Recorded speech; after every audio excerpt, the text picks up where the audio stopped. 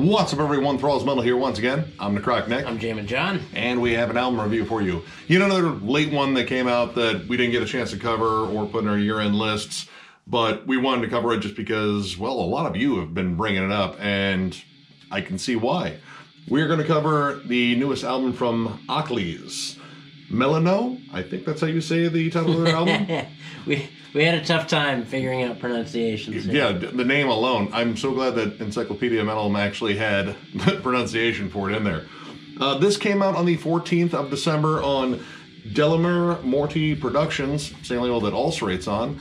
And this is an interesting band. I don't know if I'd call it like a side project, but the main multi-instrumentalist that's involved with us, Ahklys, is the frontman and one of the principal composers for the band Nightbringer. Now, this band formed in 2009, and this is a two-man band, whereas Nas is doing the majority of the stuff. The drummer is Evan Knight, but he goes by Eugen. I think that's how you say that word. And he also plays for the death metal act Pile of Priests, which is also based out of Colorado as well. Now, this is a really interesting project of theirs. It is probably one of the most atmospheric albums I think I've listened to this year. This is very atmospheric black metal, maybe black and death metal, but I would say predominantly black metal. And my God, I have to talk about the production right away because this is some insanely layered stuff. Lots going on. Woo.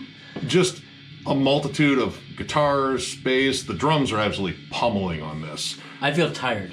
Evan Knight does a great job. But there's also keys, there's ambient noise. In the first track, Somniloquy, actually there's a point where some of the music kind of drops out at least a little bit, and there's a static hum that I think goes through the entire song. Just this little sort of like droning machinery or something, or like someone lit the TV channel on static. I thought it sounded like the noise of sitting in an airplane. Yeah, no, it's just kind of this like interesting hiss that's in the background. But the music overall is just wall-to-wall dissonance. We are going to say that word a lot. So if you're doing the drinking game, look, here's our thing. We really like you guys, and we can't be losing subs because, you know, personal goals and all that jazz. Yeah. So if you're playing the drinking game where we say dissonance and you take a shot, maybe don't do it during this review. No, because dissonance is the main thing. And also, I'm pretty sure we're not liable, but we still don't want you to die. I like how it's layered, like in terms of how it's layered. Like the guitars are almost kind of droning on this. It's generally sort of a steady tremolo, and then the things that really stand out are the keys and the ambient noise, and it's how they play off of each other and do like harmonies essentially. Yeah. But they're not pretty harmonies. They are disturbing, it's very creepy, dark harmonies. This album's atmosphere, if anything, will stay with you. And if you play this album from front to back, I'm reasonably sure your house is going to be haunted afterwards, which is why we're going to find out. We're going to call him a witch doctor. So far, we're here in the basement, and everything's okay. The creepiness continues on Negalian. I swear the beginning is Smeagol asking for change in a subway tunnel. It's a long intro, it's very creepy, and it sounds like a demon reading poetry in a coffee shop in hell. His vocals on here are really disturbing, and again, layering, that's also a big thing on the vocals. You hear lows and highs and just a very like static filter on the vocals. It's all designed to be like disturbing, dark, and all the appropriate black metal adjectives you can think of. It's there, especially in the vocals. Musically, when they get down to like some more discernible parts that aren't just built on atmosphere, it's that speed and aggression you hear in Marduk, but with the sort of melodies that occasionally pop up like Dissection. I thought this song was super ulcerate-y. Very, very ulcerate. Like, I mean, of course, the dissonance. What else are we going to say? That is ulcerate. That is what they do. But this is also the longest song on here, and it is, I believe, 12 minutes and 42 seconds, and you feel it. Like, it kind of feels long. It's interesting how the song will kind of drop out and then come back up. But my issue with it is it kind of plateaued at a certain point. And not that it was a bad plateau, it was a really good plateau. It just, I kind of felt like it was going to build up to like some bigger moments. Musically, while it's good, the music doesn't last as long or make appearances as long as the ambience does. Yeah. Like, Like, I think they could have scored a horror movie. Yes. With this Oh my God. and yes. been okay. I'm still kind of creeped out. Possibly my favorite track on here was Emphialtes. I love how this is just a dark epic of a song. You get all the creepy horror melodies that, you could score The Exorcist or whatever demonic possession movie you want to this song. Yeah. But what they have in here are some really cool dynamics with the drums. There are parts in here that sounds like they're hitting giant oil drums with hammers. That's like what war it is. drums. That's what it is. I thought it sounded like a construction zone, like a downtown construction zone, where they were just hitting something with steel. It's definitely very metallic sounding, and Steel. it's cool how they accent those moments. I absolutely loved the song. It reminded me a lot of Prescription's album Conduit that came out this year that was on my year-end list because that album is absolutely killer. I like how the keys and guitars work together to form really creepy harmonies again, and the vocals are a little bit different on here. They actually bring in some lower vocals, a little bit groanier, a little bit more like kind of throaty and just, nasty sounding. This song is just absolutely killer. They bring back the war drums toward the end, and it just feels evil as hell throughout the entire thing. I mean, that's a theme for this album. This whole album. This is an evil album. It is very evil. It is very creepy. Like we said, I'm pretty sure that we conjured something into this house. Thankfully, I don't live here anymore, so I get to go home and, be in my house where it's Christmas every day. You ever see that movie, It Follows? Well, it does. It's not this guy. I'm going to lose him on the way home. Oh, good luck with that. My sexy 2009 HHR lays waste to people following me home. I will text him your address. There is one track on this album, Succubear, where it doesn't really have any instruments in it. It's all just this creepy ambience. Somebody opened Pandora's box, I'm going to be honest. It sounds like an orchestra pit in hell, and Pinhead's the conductor. This is one of the creepiest tracks on here. And again, it's not very musical. I mean, there might be guitars in there. Yeah, there might be something going on, but it is so layered. Yes, it's really hard to make out. Like, this is maybe a bit too much droning ambience. It feels like a long intro track. And, I mean, it's interesting. I will definitely say that. I mean, play this at your next seance for a good time. I'm sure nothing bad will happen.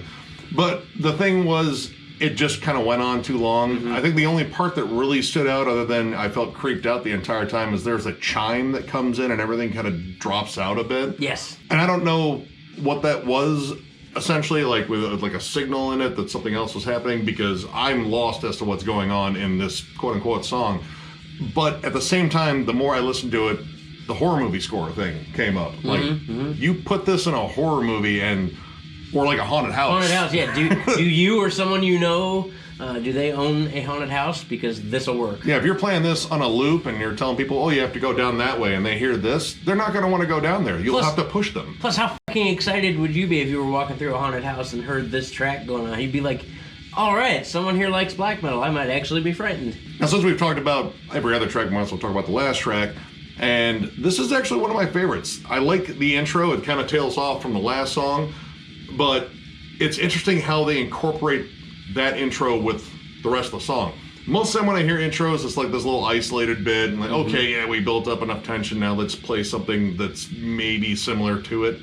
This actually incorporates everything you hear in the intro, and it's a lot of lush, creepy synths, and then they bring in the guitars and drums, and it really just fits together well. And this song is interesting because I think the synths kind of take the forefront, like more predominantly. Like, the guitars are very present in this, but they're present in just that sort of distant way. You don't hear like a lot of discernible riffs, but the keys kind of make up for it here, and they come up with this really creepy but epic melody. It's like the black metal version of Blade Runner.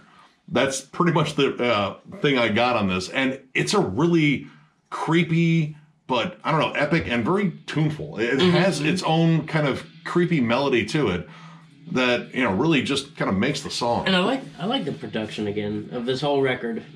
Dude, to organize all the layers on this and not have it turn into complete mud, because that is a chore in itself, because the mix on here is solid. And the drum work cuts right through it. It's very punchy. I absolutely love the drum work. I do too.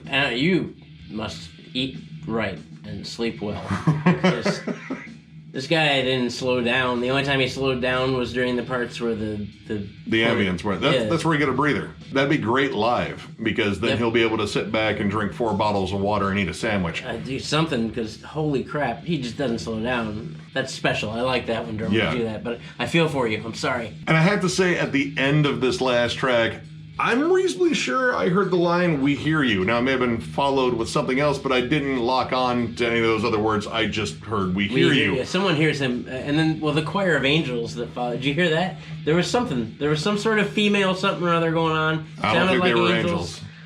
Maybe hells. No angels were allowed on this album. There was something female then. Someone hears him. I don't know what's happening. I don't know. I kind of like that. It really stuck with me. And overall, I mean, I really dug this album. But it's interesting. I dug it for different reasons. Generally, I'm looking for riffs. I'm looking for big hooks. Right. But this one, it's the atmosphere that absolutely entranced me the entire time. Like, the guitars are kind of secondary on this. I mean, they're kind of just there to build another layer. Same thing with, like any sort of bass in there. Mostly it's the synths and the vocals and that pummeling drum work that really drives it. So overall, I'm gonna give this 4 stars. The only thing I could really knock this on is maybe the overuse of atmosphere. I love atmosphere in an album. It's great, it builds tension, it kind of like puts you in the songs, but sometimes it's too much and you just want them to get on with it and get to the point. But when these guys do get to the point, it's amazing. It is flat out awesome. And I would love to hear more about these guys. I know they have 2 other albums, and I'm definitely going to be hunting them all down. I'll probably be ordering all 3. But yeah, this is a killer, haunting listen. Listen to it with the lights on. That's a strong recommendation. Or off. No Ouija boards. Yep. You don't need them. Want them. Or a big one. Lights off. Giant Ouija board. Just invite Satan into your house and play him this, and I'm sure he'll be your friend forever, or devour your Sacrifice soul. Something small. Do you have a pet you don't like? Or a sibling? I'm gonna give this 3.5. I mean, I dug it. I could have stood to have seen a little bit more music, personally. Not that I didn't enjoy the atmosphere, not that I wasn't just disgustingly creeped out at least twice in this record. At least twice. Once in Succubare and once in Incubatio. Just legit like, ugh. We hear you. Right, someone hears him. I don't want to know who we are. I don't want to know who they hear. I mean, I dug the production. The drum work is insane. What guitar work there is, there's nothing really overly flashy, but even the guitars play a part in the creepy factor. Like, I know at least in one of the songs, there's even a part where it sounds like there's an ambulance coming to pick up all the corpses from the seance. It's the morgue. It's not an ambulance. There's no saving them. Great listen. I wish there could have been a little bit more music, because when they did the couple times where they really did get down and dirty, like a couple times where they slowed the tempo a little bit and the groove kicked in, I was like, fuck yeah. And then it cuts back out in ambience, which is still really well done. I just want to see more music. But it's not a bad listen. No. There you go. So if you enjoyed the review, give it a thumbs up. And if you are new to the channel, subscribe, because we do stuff like this all the time. We will catch you later.